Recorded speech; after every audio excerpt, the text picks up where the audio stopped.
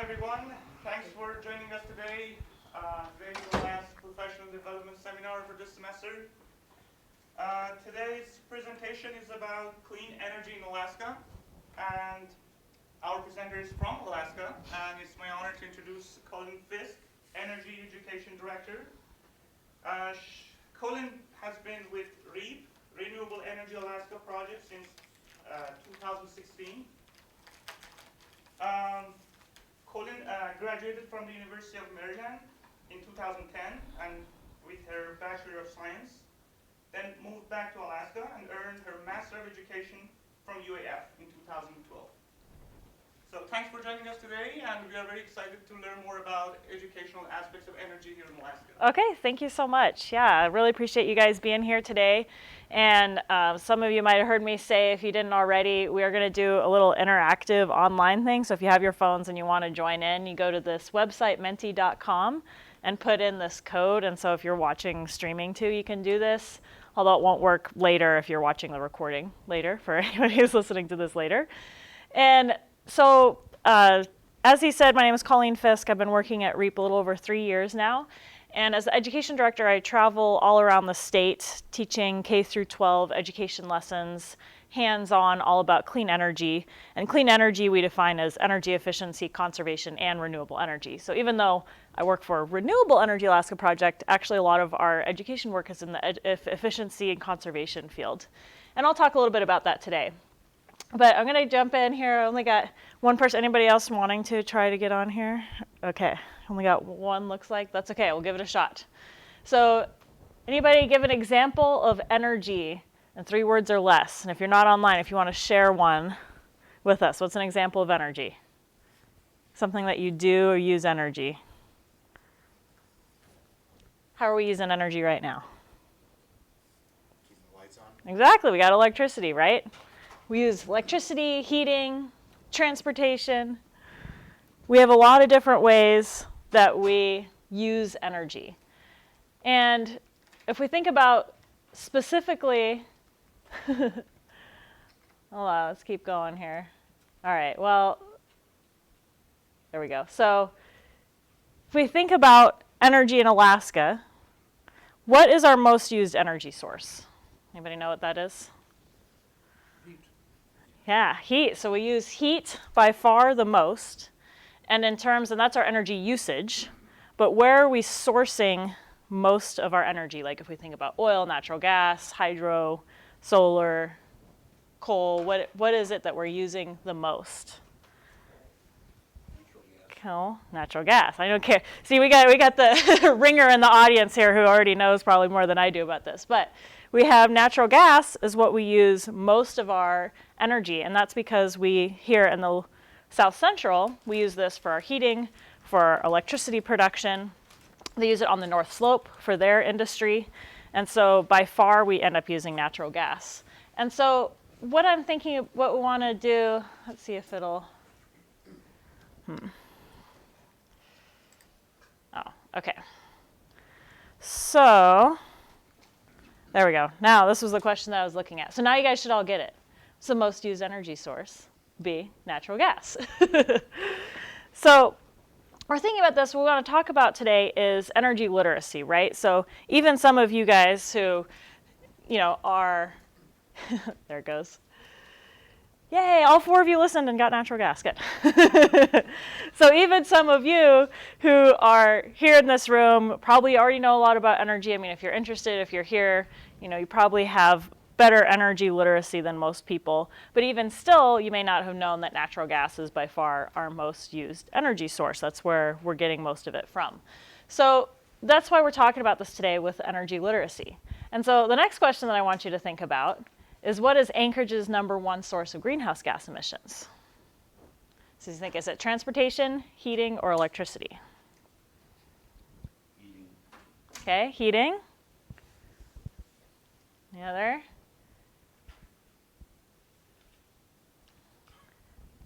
So it's actually transportation. So even though heating is what we use in terms of most of our energy, if we look at the actual greenhouse gas emissions, because transportation is so inefficient, think about combustion engine, you end up with a lot more greenhouse gas emissions from our transportation. And so this is a big reason why I think about energy. This is the reason why I work for REAP. Part of why I enjoy my job so much is because this is one way that we're looking at the importance of our energy use, and why we have energy literacy and reducing our energy use, of course, is because of greenhouse gas emissions. So our next question here, this one, I thought I'd taken this one out. That's okay. We're still going to do this one. What units do we use to measure electrical energy? Is it kilowatts, kilowatt hours, amp hours, or voltage? Kilowatt hours, okay. And so this will trip up a lot of people because this is a little bit of a trick question because electrical power would be kilowatts and then electrical energy is kilowatt hours. But this is something you may not necessarily think about, like how are we actually using, what are those units that we actually use to measure our electrical energy? So there's a lot of different ways that we have to think about this energy. And we kind of already answered this one earlier, which the following uses the most energy in the average Alaskan home annually, right? This is, mentioned this earlier, which was heating, yep. And so heating our rooms is what's costing us the most, okay? So heating water also uses a large amount, but heating our rooms is what is going to costing Alaskans the most amount of energy. And it's one of the reasons, and this cost for our energy and the disparity between different parts of the state is one of the reasons why our executive director started REAP 15 years ago, was because of this huge cost of energy and the difference that you see in different regions of the state. So I'm going to switch over to my actual PowerPoint presentation. But I wanted to kind of get us warmed up thinking about that. And a little bit about REAP, if you're not already familiar with us, is we're a nonprofit organization. This is our mission. We are trying to advance clean energy. We look at this in terms of collaboration, education, training, and advocacy. And of course, my piece is mostly the education. Like I said, I do the K through 12 outreach. I do teacher trainings, but they're all related. And we're a pretty small organization. There's only 7 of us that work at REAP, 6 of us here in Anchorage. We have 1 person down in Juneau. So pretty small, as you can tell. We don't like each other. Have any fun? And what I want to talk a little bit today is energy literacy, kind of some overview of energy in Alaska, and then 2 different ways that we look at clean energy with efficiency and conservation kind of as one, and renewable energy as another. And anytime you guys have questions while I'm talking, feel free to jump in. I did try to set up the presentation so I wouldn't be talking the entire hour, so if there's hopefully some time for questions at the end, but if you have something, feel free to jump in at any time with a question or a correction if I say something wrong.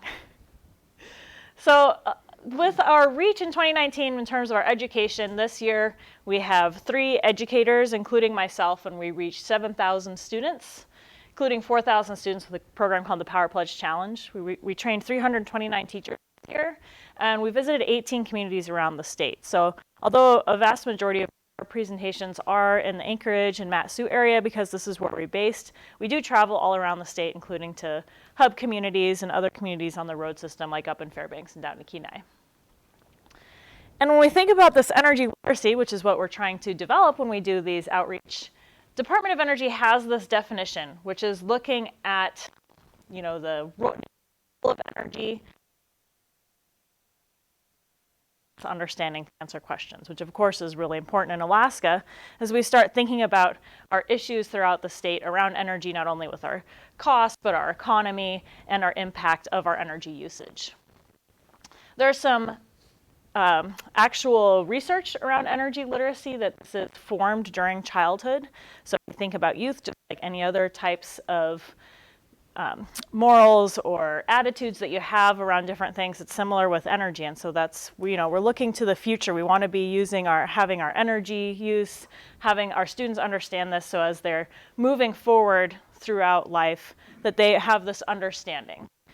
There was a study done, it was in California, and they sent home light bulbs. So this was when they sent home CFLs to switch out incandescent light bulbs. And they had a parent signature verifying that they actually did change out the light bulbs. And then 71% of those parents afterwards said that their children influenced their purchase or behavior on energy efficiency. So again, this is just this other impact that we have, this energy literacy. whether you're talking about just the students or the teachers, there's such a much greater effect as we start doing this education. And there are these 7 energy literacy principles. Again, these came from Department of Energy. I take credit for this.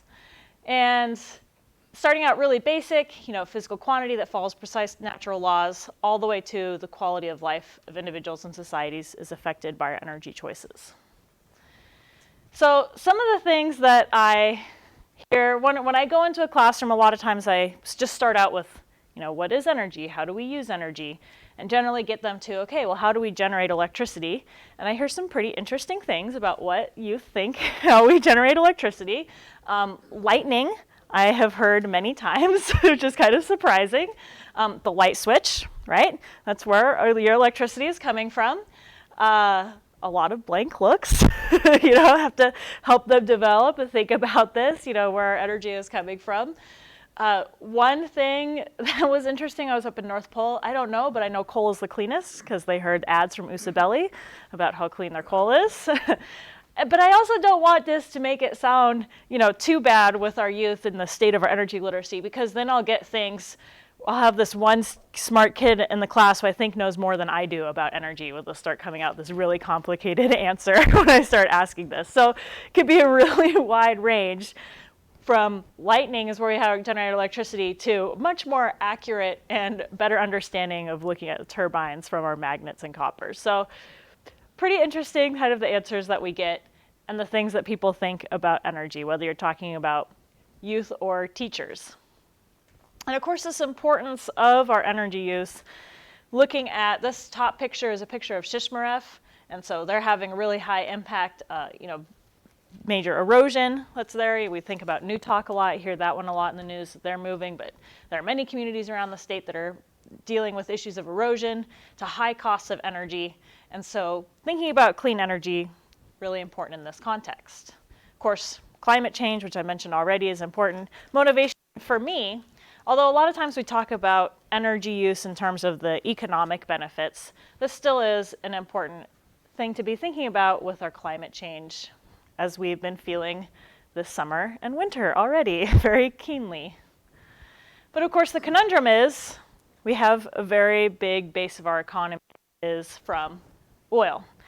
I probably wouldn't have, I grew up here, born here in 1988. My parents moved here in the 80s during the big oil boom, so I probably wouldn't have been here if it wasn't for the oil. Many of us maybe would not have jobs or wouldn't be here if it wasn't for that. But how do we transition away from that, and how do we think about this in terms of a way that still supports our economy and is supporting the variety of communities that we have around the state and not just the urban areas? Of course, there are a lot of jobs in the state that are around oil, petroleum, natural gas, which again is a big part of our economy. And this natural gas piece, like I said in our little quiz in the beginning, this is by far our most used energy source right now. So it's not very diverse. And it is because our large use for heating and electricity here in South Central and for up on the slope, which they use it as well. So we have a lot of different variety of resources. This is, I know, a pretty small map, but it comes from Renewable Energy Atlas, which you can download for free from our website too. So if you want to get into it a little bit more, you can look at this. But we are looking at, mostly we think about our energy usage on what we call the rail belt or the road system from Fairbanks all the way down to Homer. And we think about just our electricity piece.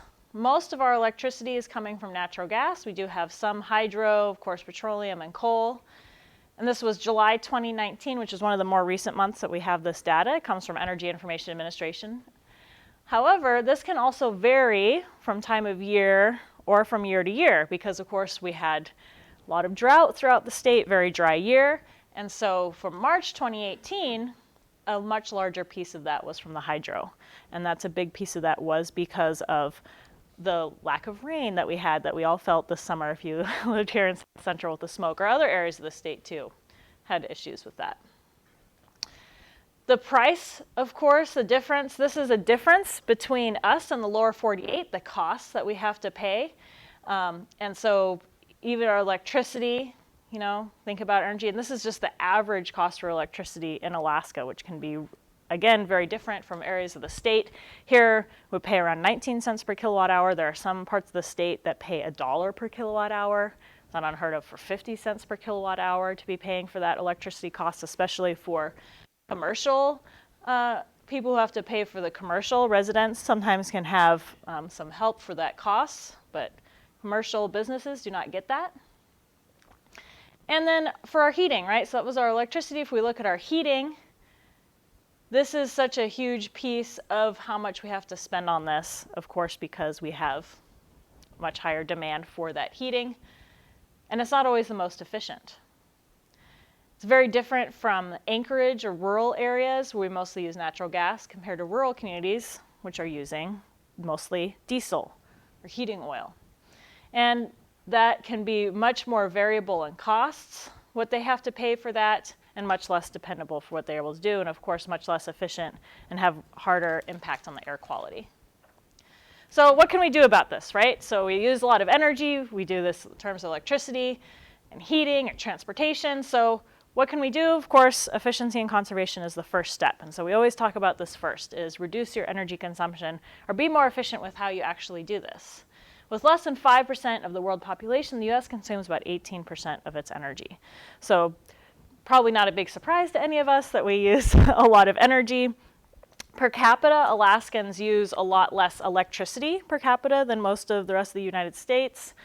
Part of this is because we don't have air conditioning that's using electricity, but part of this is we're just pretty good at being conservative.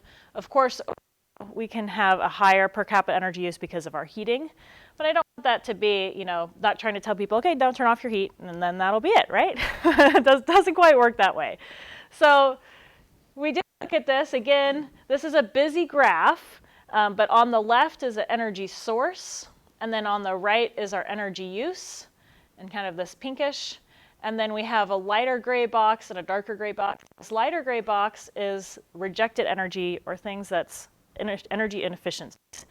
We burn up this petroleum and most of it is going off as heat. That's the rejected energy because we didn't get useful energy out of it. So we think about efficiency. If I think about, can we use or inefficient energy, put that into a useful energy service, then that's like doubling the amount of resources that we have available there if we can just be efficient about it.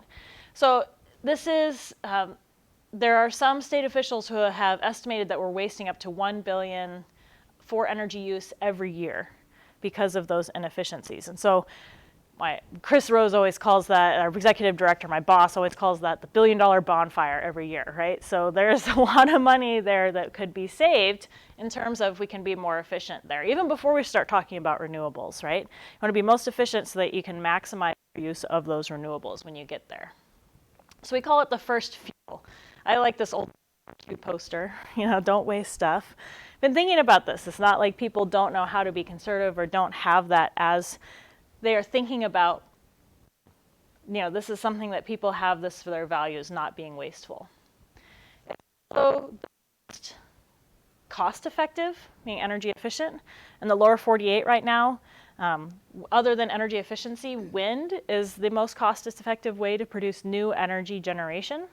But energy efficiency is still going to be the most cost effective, or energy conservation isn't on here, and conservation being just not using it, turning off your lights or whatever, versus efficiency using better technologies to reduce your energy use.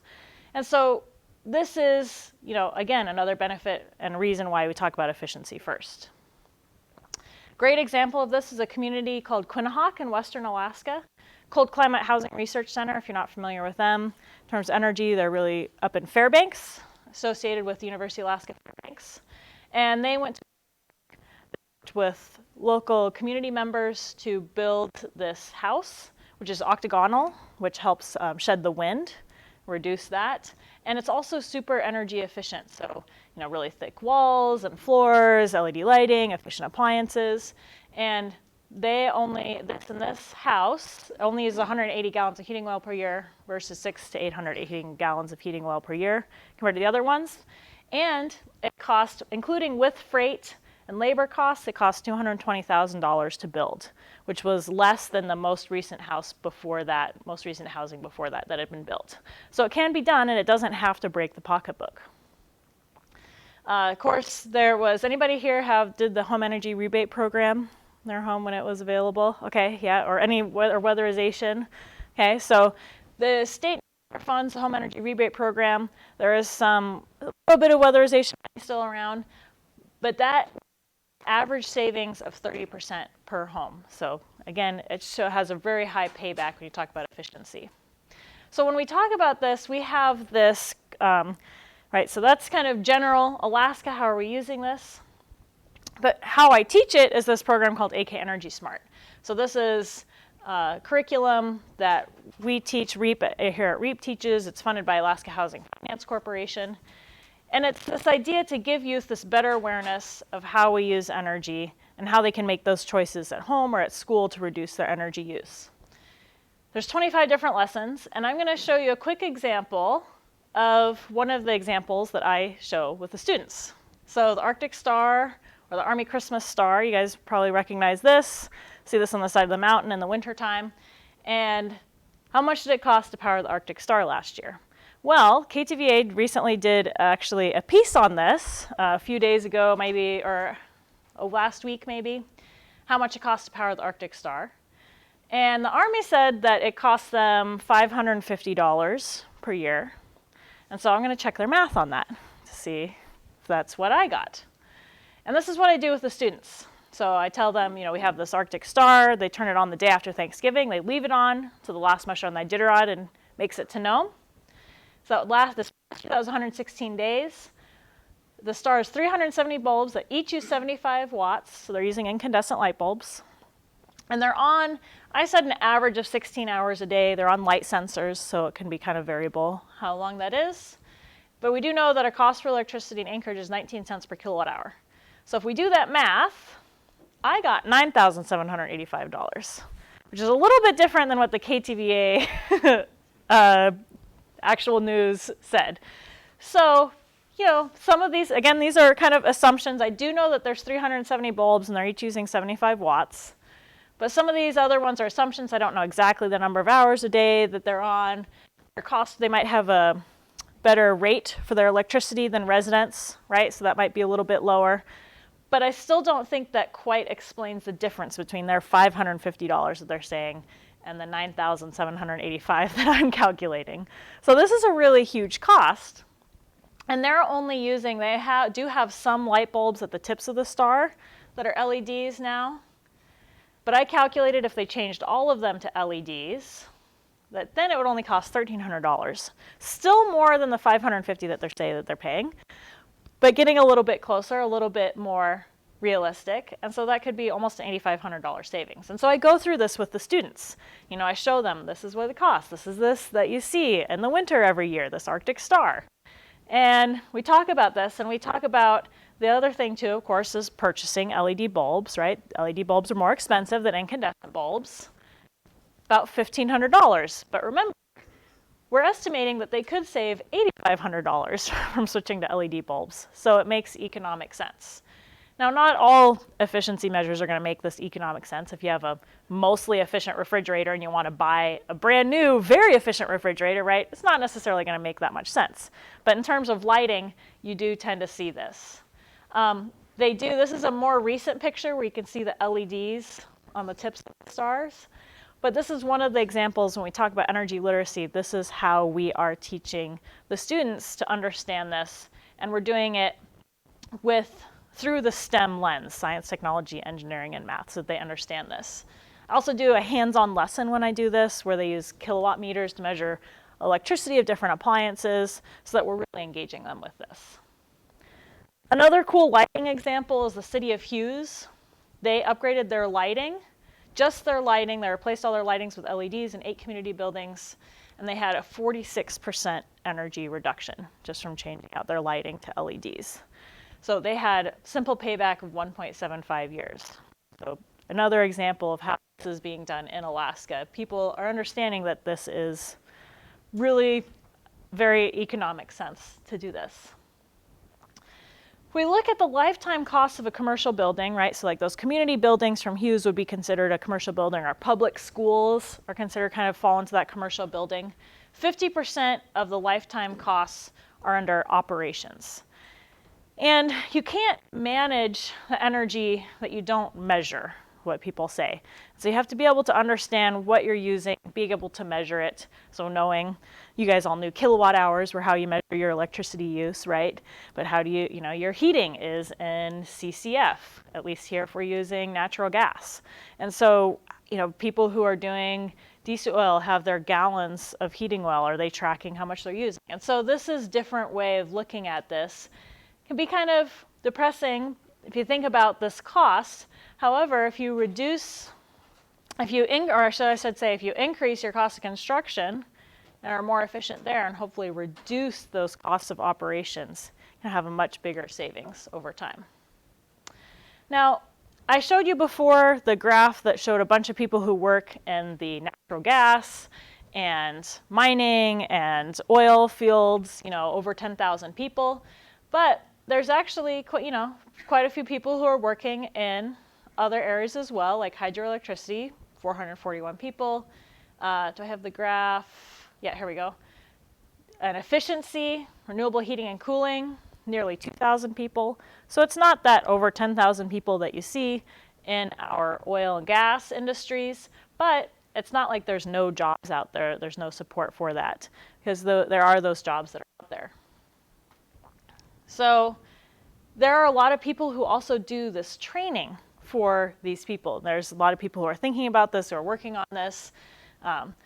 National Renewable Energy Lab, AvTech, University of Alaska Fairbanks, Bristol Bay campus, right? There's all these people all around the state and all around the nation who are thinking about this and trying to increase this training for our students. So, see how I'm doing on time. All right, so talked about efficiency, conservation, some of the ways that we're doing this, some of the ways we teach about it. I'm going to talk briefly about renewables. And I'm going a very high overview of renewables, so it's kind of trying to do a summary here. But I want to point out a couple of cool things that are going on around the state with renewables right now. So Alaska, which are these ones that are off the road system, not connected to our main power grid. We have about 200 of them around the state in these rural communities. And 70 of them already have some sort of renewable system.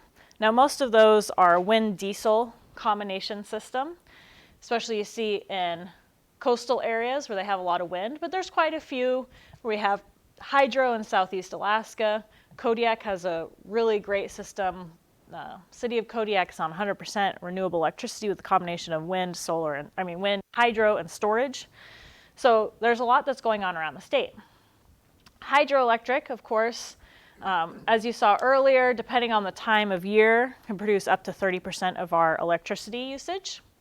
It doesn't have to be just dams, which some people argue sometimes hydro isn't considered in renewable systems because of the impact on the environment, but it doesn't have to be a dam system. It could be lake tap system, could be run of the river.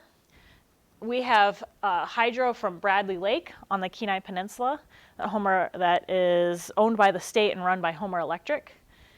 And the interesting thing about this, now I normally have this slide up when I talk about hydroelectric, but it's very interesting this year because of the Swan Lake fire, a bunch of the transmission systems are down. And so you're likely, if you haven't already, seeing an increase in your electricity bill because we're not getting that not currently getting the hydroelectricity from Bradley Lake dams. So this is, again, this impact of climate change on our energy and our costs for our energy. So wind. Of course, we have Fire Island Wind here in Anchorage. There's 11 turbines that are on that island. They have locations set out for 22 more that they would like to build and sell to Chugach Electric.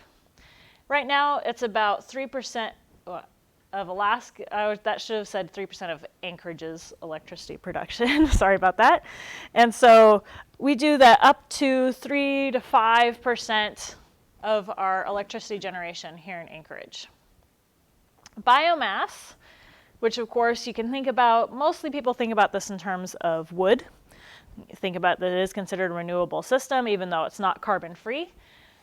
But there are some other cool things like waste oil that Alaska Waste collects waste oil from the restaurants here in Anchorage, and they produce a little bit of biodiesel that they use in their trucks, in their trucks they use for collecting garbage.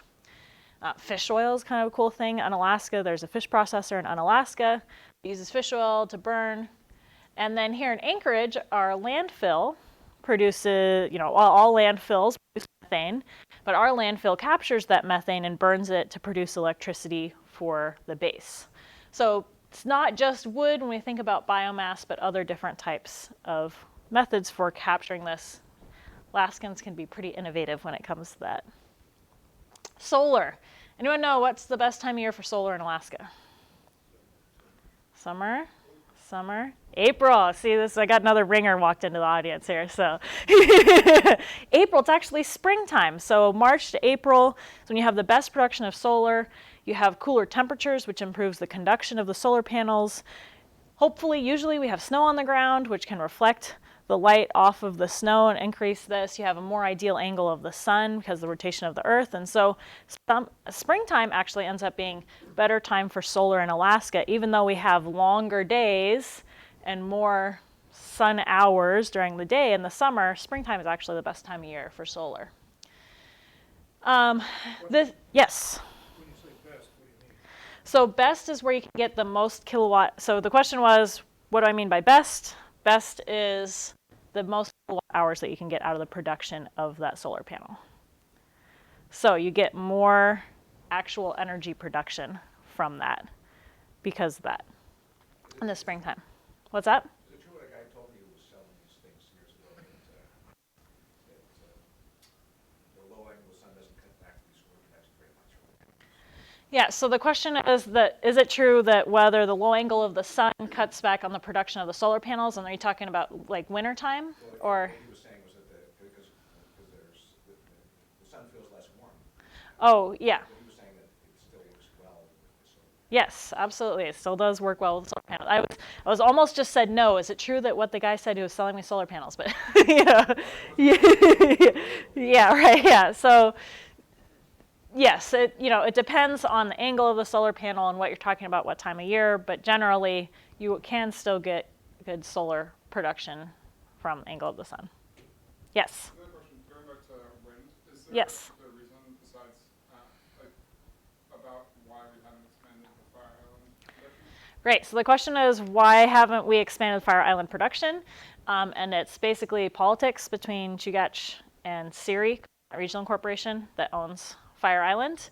It's a pretty complicated topic there, but it has to do with them not necessarily agreeing on what the cost of avoided fuel is for selling that wind to Chugach.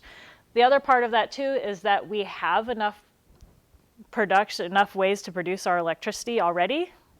People are becoming more and more efficient with their electricity usage. We have new power plants that are run on relatively efficient natural gas, and so then that comes into it as well. Yeah. Is the negotiation about the offset reduction of diesel use, is that based on a conversation around a better rate that they would pay out for that wind based on The better rate that Chugach would pay for? Yeah. About you talking about like an offset, the argument is about the amount of offset. Is that due to like a different rate paid for wind power versus any other source? Yeah, so the question is the rate pay, sorry, I'm repeating it so that people for the video, yeah. So the question is the rate difference for that because of that cost for the fuel, for the natural gas. And so it is because so if I'm understanding your question right, Chugach pays a certain amount, they have to pay a certain amount for the natural gas. If they are not using that natural gas, what is that instead purchasing for the wind? What is that difference?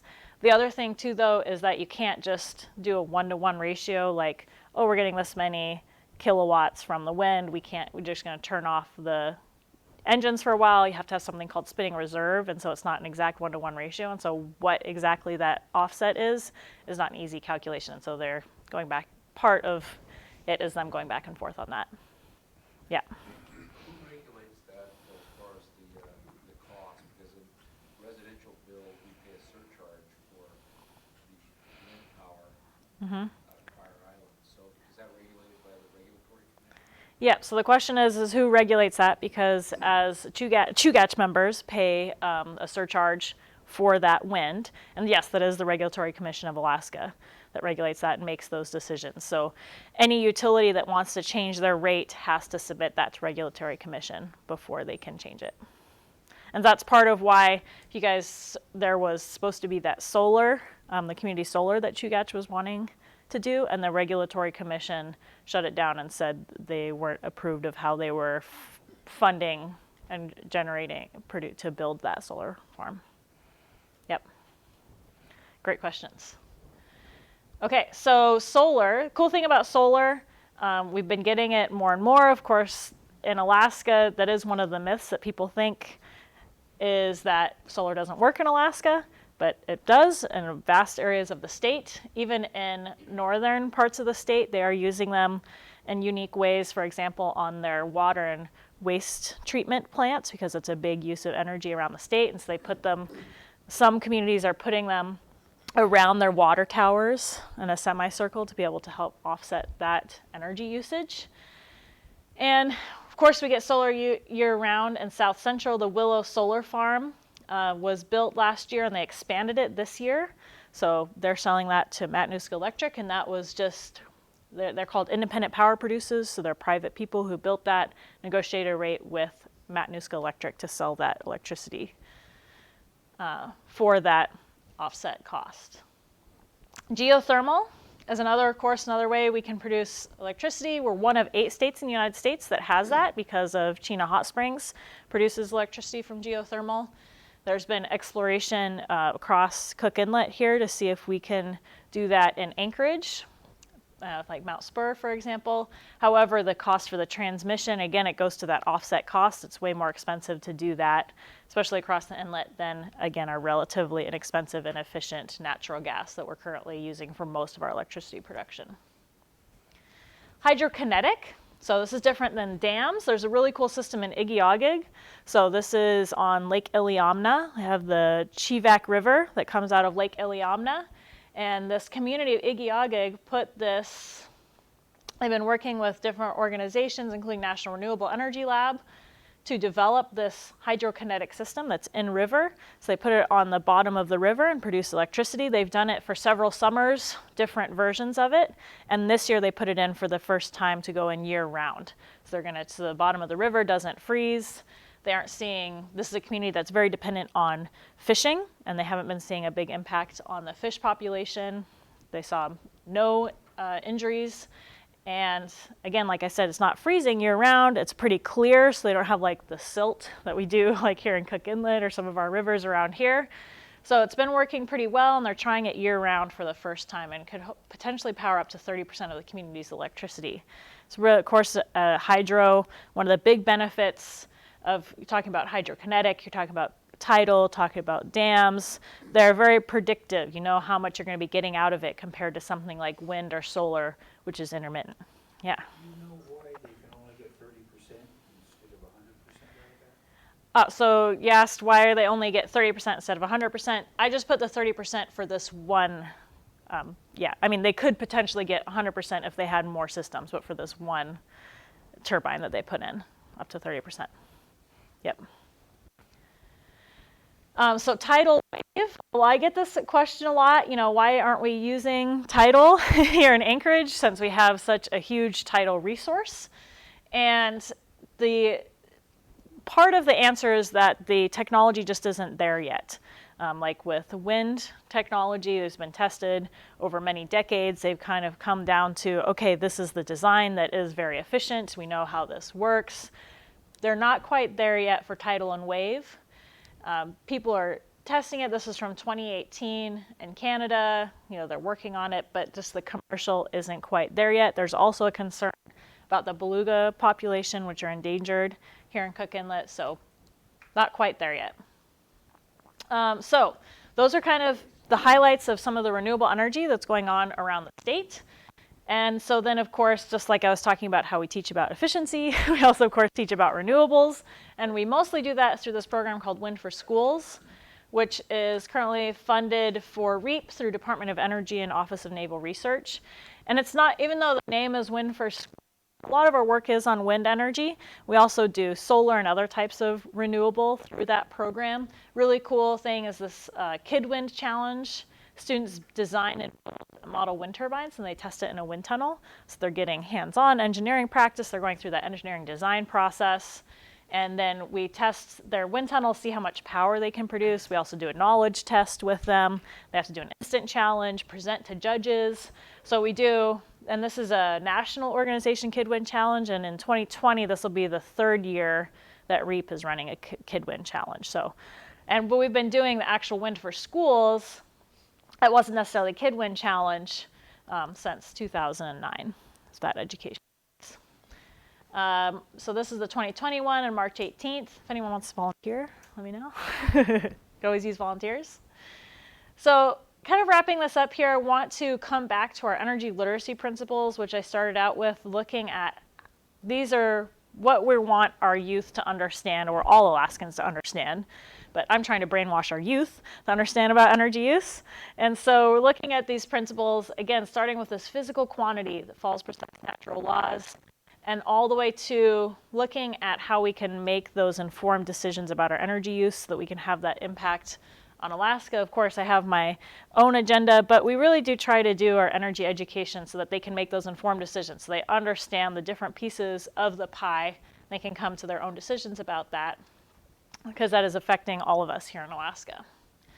All right, so that's what I have for my presentation. How much time do we have left for questions? Or discussion? How much time?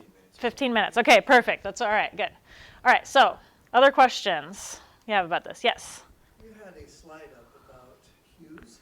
Yes. Hughes, and they basically had a 2-year back for swapping out some mix of existing lights with new LEDs.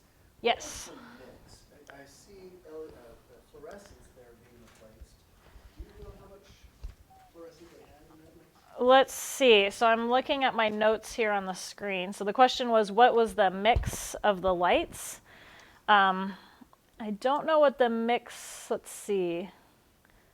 They retrofitted 134 light fixtures, but it doesn't say what they were in my notes here.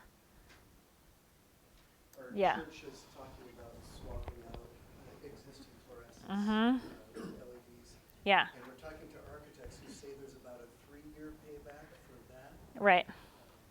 This is probably a shorter payback because they have higher electricity costs than what we have here in Anchorage.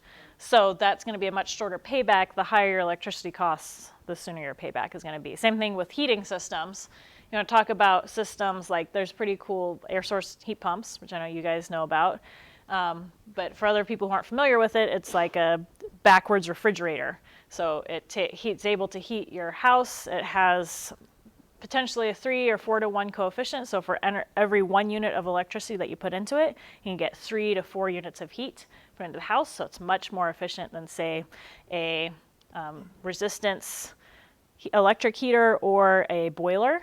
However, the payback for that is not necessarily going to be effective for someplace here in Anchorage where we have relatively cheap natural gas for our heating, but someplace that is using electricity for their heating or diesel or whatever, they're going to have a much higher payback for that.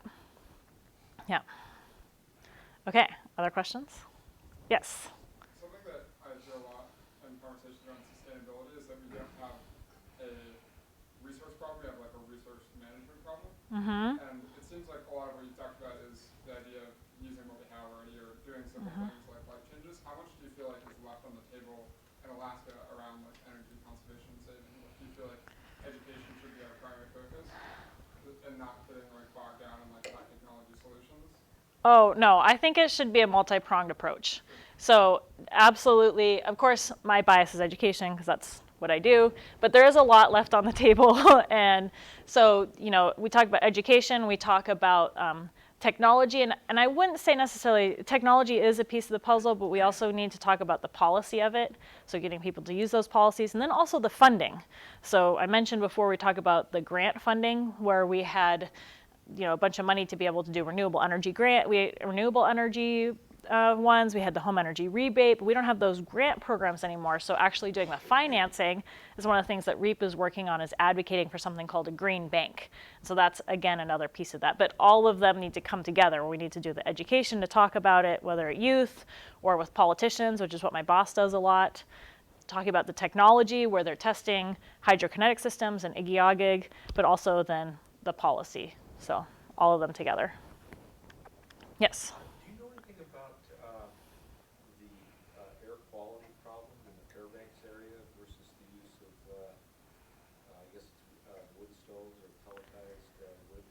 So the question is, do I know anything about the air quality issues in Fairbanks using wood stoves versus the pelletized? Or yeah, so I certainly don't know a lot about it, but the issue, for those who aren't familiar with air quality, it's the particulate matter 2.5 that is particularly bad, especially for health issues for air quality, which you see a lot of when you're burning wood. And so having systems that are much more efficient, I don't know that much about that technology, but I do know that they're doing an exchange program, like putting in more efficient stoves so that you wouldn't have as much of that PM 2.5 or any other type of particulate matter that affects the air quality.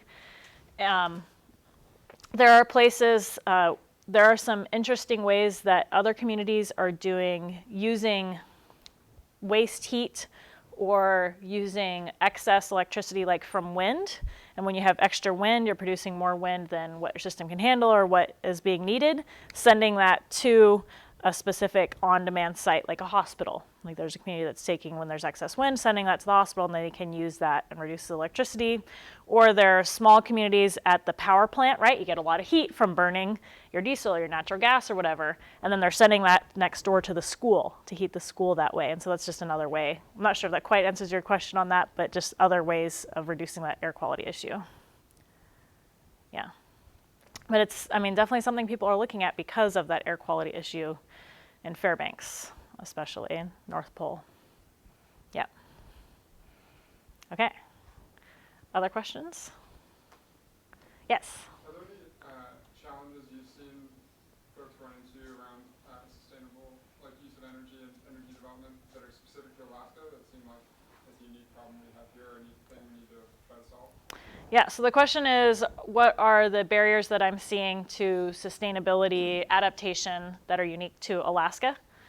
So obviously the distance, I think, is pretty unique to Alaska compared to at least the lower 48. It isn't necessarily unique around the world. There's other Arctic communities that have to deal with that.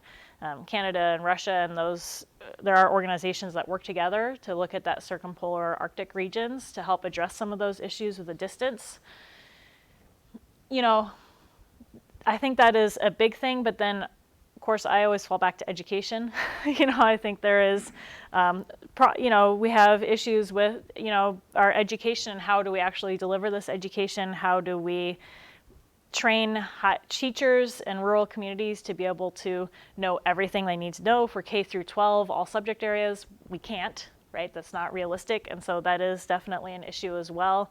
When you think about that in terms of the whole sustainability, not just energy use, but other ways we look at sustainability in terms of food security, right? And other areas around sustainability, waste management.